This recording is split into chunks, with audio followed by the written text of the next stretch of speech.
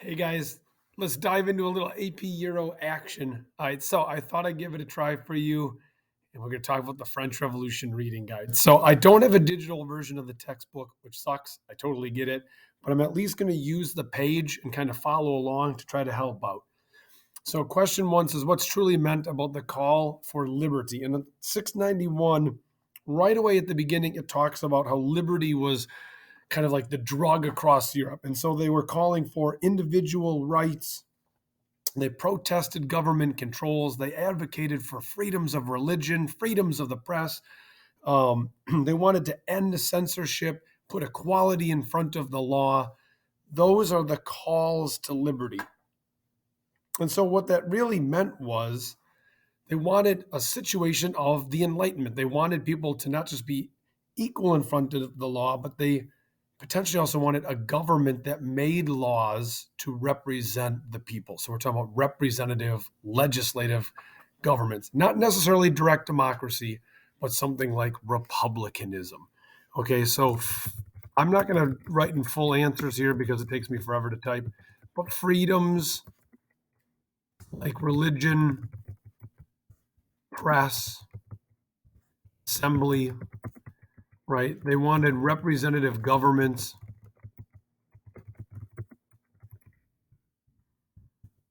Those kind of things. Again, an enlightened society.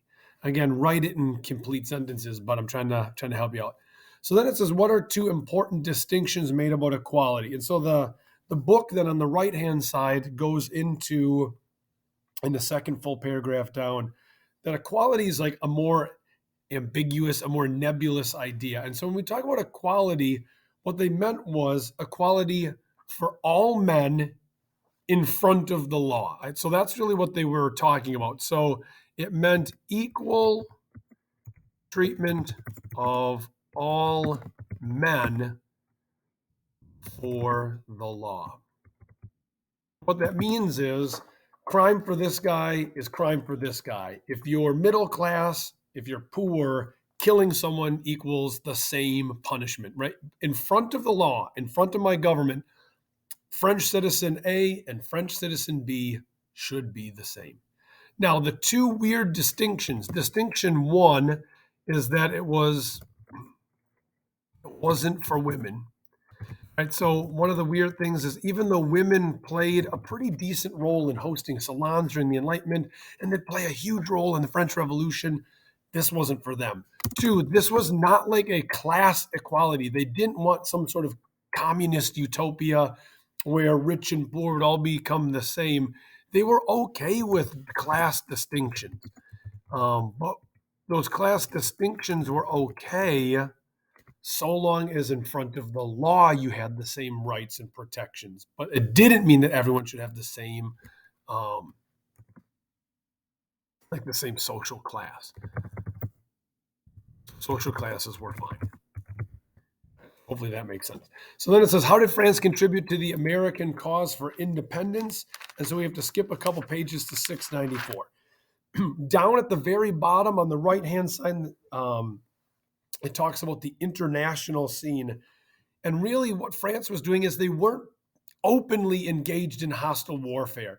They were more secretly supplying the American colonists with guns and gunpowder. And then it mentions by 1775, there was this whoosh of French volunteers, people willing to go and fight on behalf of the colonies in the Americas. And eventually people like General Lafayette will become one of Washington's most trusted, most loyal generals. And so not official war, not official declarations of war, but rather, and then I know that's not proper English, but rather supplying guns, gunpowder, and volunteers.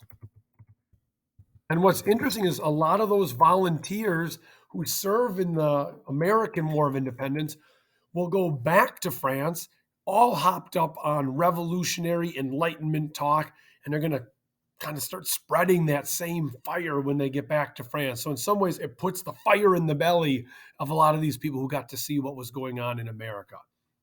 And so that's really the point for this question. So even though it's 2 pages later, it talks about right at the start of the French Revolution section about Marquis de Lafayette. And why he's an interesting guy is before the American Revolution, so before the American Rev, right? Lafayette is a very wealthy aristocrat. He comes from a noble family, so wealthy, noble upbringing. His job or his view was to weaken the nasty British, right? I mean, it was really just a service to his country, to his king. He was there to fight against England. Later, however, right, after getting a taste of the American Revolution, of the energy, of the freedoms that they were fighting for, he's a changed man, right? And so when he comes back, he's in love with liberty. He kind of views himself as a man of the commoner, man of the people. They mention in the book, specifically, it says that he had Republican convictions. Republican convictions. And what that's trying to say is it was no longer about the king, it was about the French people. So we're shifting away from the nation, right? And we're starting to focus now on the people, right? So I shouldn't say that. Instead of the state, we're looking at the nation, right? So it's not about the government per se, it's the people of France. So that's a pretty big distinction. Now, the problem, there's a secondary bite back or a clap back to all this. So on the next page, it talks about the financial ruin. And really, there's just a couple things. How did the American Revolution affect French debts? It like doubled them, right? So French debts were bad. They were already bad, and they would get worse. And really, the problem is they couldn't even pay the interest on their loans. Right? So that's really the definition of bankruptcy, right? You can no longer even pay the interest on what you've borrowed. And partially the reason is because they've already taken out so many loans for previous things. They've got these high interest rates. Two, they spend like another 25% of the national budget on their military. And part of that is because of the American Revolution, especially by the end when we get to the 1780s and the Battle of Yorktown. Now we've got the French military actively involved, the French navies actively involved by that point. Now, why couldn't they deal with the problems? There's a couple reasons, and I won't type it all in there. I won't go that far into it. But the fact that they already had large national debt meant that there was no carrying capacity. There was no room for additional credit or loans. Two, they didn't have a centralized bank. There was no way to offer lines of credit. They didn't have banks that would come in and finance their debts or their loans like we see in the world today. And so those were major problems. Plus, we still just have a country that's in the grips of absolute monarchy, right? So if the king wants it, it goes. And so that kind of spending policy, we're talking about a nation that spent 6% of its entire budget just on the Palace of Versailles. It was not structured to be a lean, efficient economy. It was meant to be an excessive government economy. And so when troubles come, there's really no way to come back out of them. All right, so let's take a pause here and then we'll add a little bit more to this. All right, so the three estates, long story short, and we'll talk about it in class, but the king eventually is forced to call the estates general, which in some ways is kind of like their parliament or their senate. Now, it's old, it's archaic, it hasn't been called for hundreds of years, so it's got kind of a medieval feel to it. And so there's three levels. The top level is the clergy. It makes up only like 1% to 2% of society. And yet that small little fringe of like 100,000 people own 10% of all of France's property, which is completely out of line when you consider the fact that there's 25 million people living in France at this time, and they pay no taxes at all. The second level is the nobles, so the people who inherit their aristocratic titles and privileges. There's about 5%, probably even lower, 2 to 3. I think 5 is an overstatement, about 400,000 people. Again, in the span of something like 25 million, it's got to be less than 5%, right? So we're looking at probably actually more like 3%. But they own a quarter of everything in the country. So think about, again, that total lopsided proportion, that something like 3 to 5% controls 35% of your country, and yet they pay nothing back. They don't work, they don't earn money, and now they don't pay taxes. So they're idle classes, which means the third estate is absolutely everyone else. So a lot of times people will say it's the poor. It's not just the poor, though.